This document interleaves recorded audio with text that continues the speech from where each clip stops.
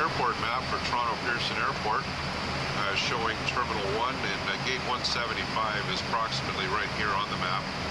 And we push back off the gate and then a short taxi down the ramp to the Delta Quebec intersection. A right turn on Delta Quebec to the second left turn, which is the Charlie taxiway.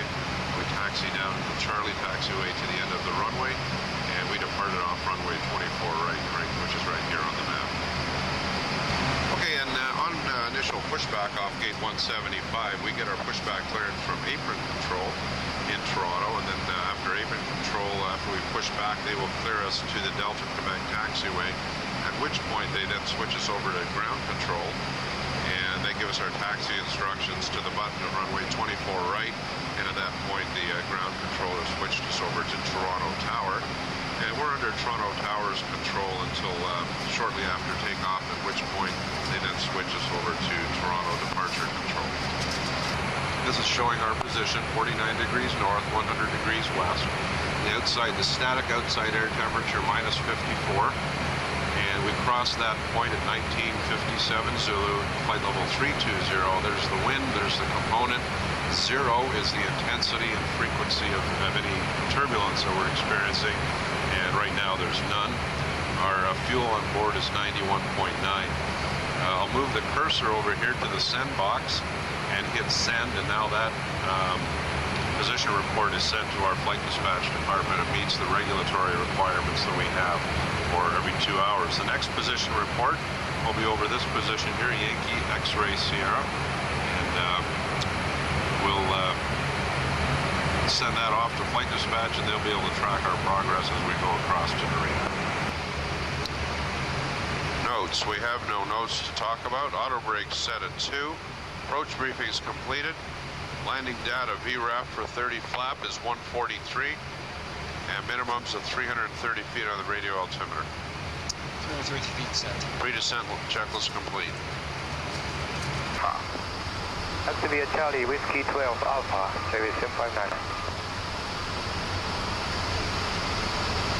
As Trevor indicated, you can see just how far off the center line that nose ground has to be to make sure that our main gear are lined up. United 85 ground runway 34 right, activate Bravo, hold short of 05.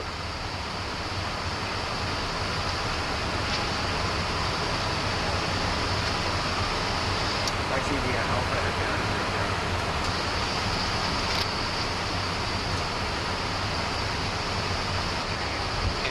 Now I'm going to check the ailerons. You can see some of the movement on the camera here as I do it.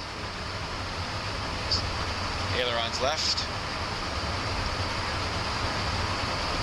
Ailerons right. 118.2 or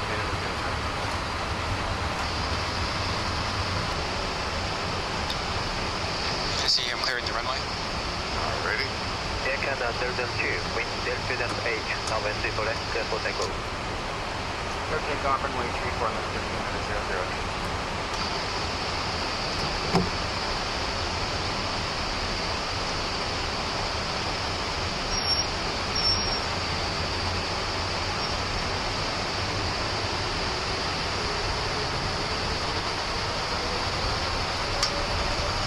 Thrust ref.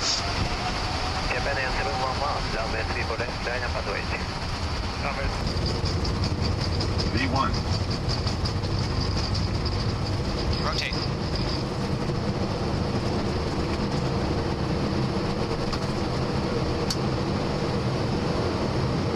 Positive rate. Gear up.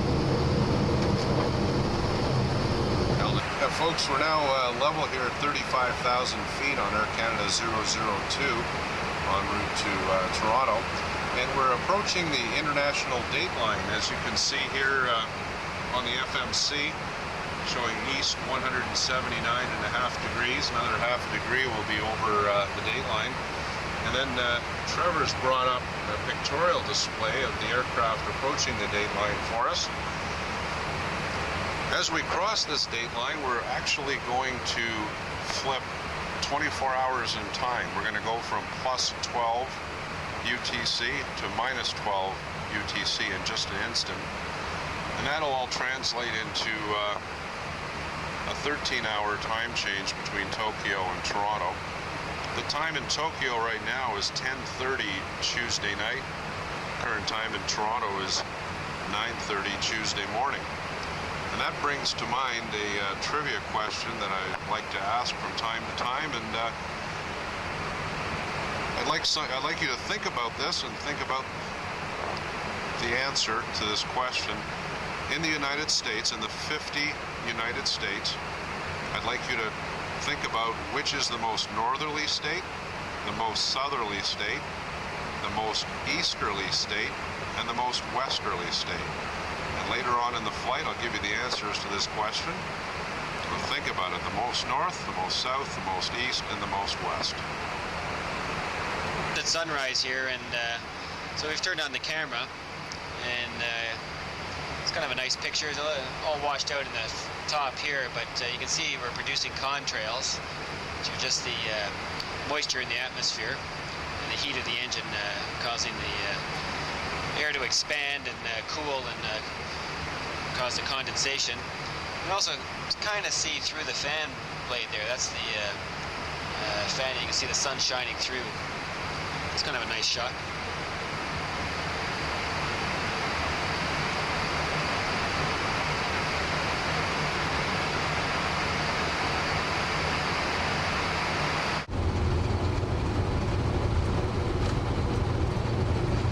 Z1. Canada 309, caution jet blast, cross runway 248. Cross 44, Air Canada 309. Jet 262, caution jet blast, cross 248. Positive rate. 248, West 262. American 1562, cross runway 248. Down now. 248, American 1562. Okay, so we just had our Oceanic clearance come up via dateline, and we're going to confirm, we're going to check it, confirm it, cross-check with the flight plan and our FMS. So I'm going to read the Oceanic clearance, and the captain's going to check it on the flight plan. And it's Air Canada 872 cleared to Frankfurt via Ronpo, Nat Tango. From Ronpo we go to 47 at 50, and then 49 at 40, 51 at 30, 53 at 20, Mallet, Burak. From Ronpo at 0113 Zulu, maintain flight level 350 and Mach 84, which is what we've requested. So that all sounds good. Checks out all okay. So I'll accept that, send a message. We've just accepted that. 132.8, Canada 872. And now we'll get a message back from Gander.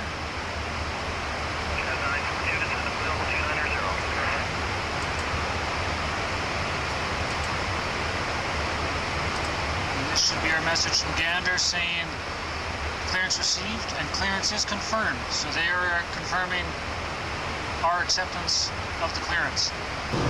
7 to left. Flight director.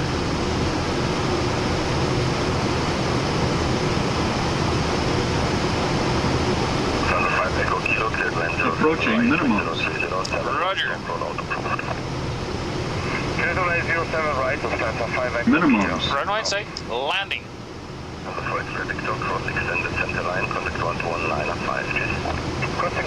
100. 50. 40. 30. 20. 10. Speed brakes up.